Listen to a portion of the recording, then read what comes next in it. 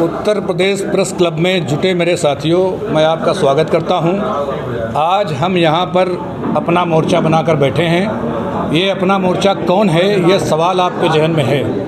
अपना मोर्चा 2017 में जो डॉक्टर सोनेलाल पटेल के नाम से संगठन बनाया गया था, अपना दल सोनेलाल से 10 वर्षों में जो लोग अलग हटे हैं, 27 में हम मिल रहे हैं, 27 के पहले यही अपना दल सोनेलाल है जिसको आज हमने मोर्चे के नाम दिया है।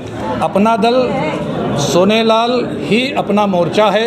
अपना मोर्चा में अरविंद पटेल जी, बौद्ध अरविंद पटेल जी, चौधरी महेंद्र सिंह पटेल जी, धर्मराज पटेल जी, हेमंत चौधरी जी, बच्चा सिंह पटेल जी, अपना दल यू, अपना दल बलिहारी, छत्रपति शिवाजी फाउंडेशन, अपना दल का मूल कृषक संगठन किसान संघ, उसके अध्यक्ष चौधरी महेंद्र सिंह पटेल जी, ये सब वो लोग हैं। और हमारे साथ जो राष्ट्रीय महासचिव पार्टी के थे 17 में, जो लोग 17 में थे उसमें से एक आदमी को छोड़कर पूरे बुनियादी कार्यकर्ता, बुनियादी पदाधिकारी आज अपना मोर्चा में हैं। इसलिए हम आपसे निवेदन करने आए हैं कि हमको ही अपना दल सोनेलाल, हमको ही अपना दल बलिहारी पटेल समझा जाए।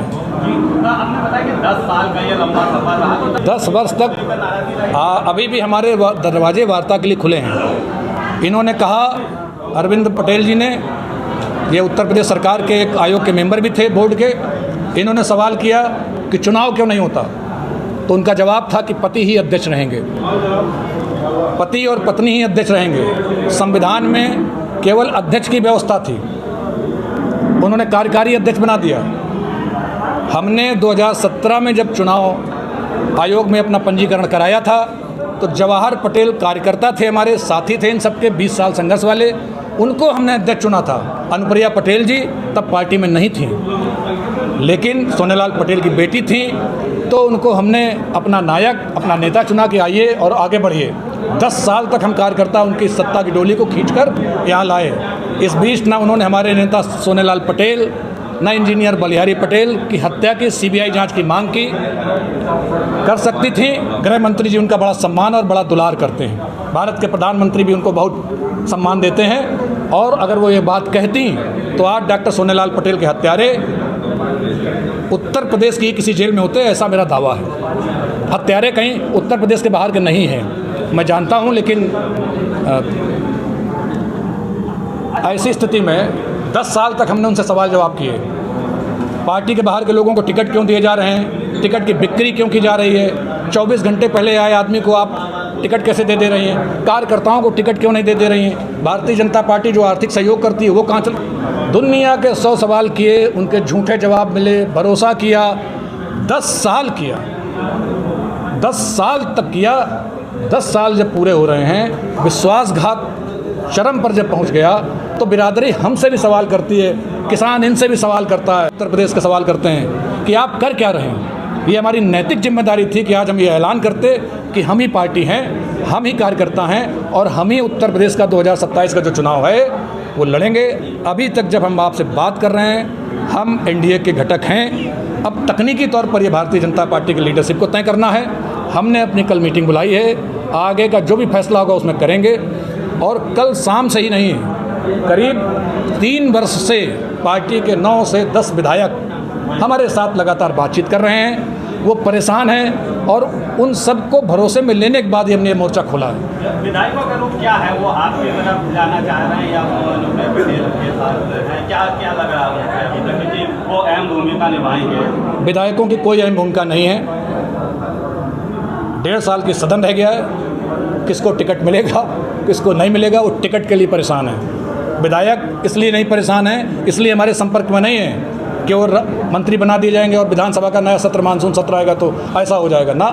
विधायक अपने अपमान को लेकर परेशान है, विधायक घुटन में हैं। विधायक ये चाहते हैं, उनको पता है कि टिकट की बिक्री होती है, उनको पता है कि पीछा का रिकॉर्ड ये है कि 4-4 कुर्मी विधायकों को पार्टी ने टिकट नहीं दिया, उनकी सीट तक भारतीय जनता पार्टी से नहीं मांगी। उनको यकीन नहीं है कि वो जिस सीट के विधायक हैं वो सीट भारतीय जनता पार्टी से अनुप्रिया पटेल जी और उनके पति मांगेंगे कि नहीं मांगेंगे, या वो सीट दोबारा बेच दी जाएगी, या उनको उस पर सीट पर नहीं दिया जाएगा। विधायक इसलिए हमारे समर्थन में है, इसलिए हमारे साथ है। विधायक सत्ता के लिए हमारे साथ नहीं है, क्योंकि वो जानते हैं हम पैदल बैठे हैं।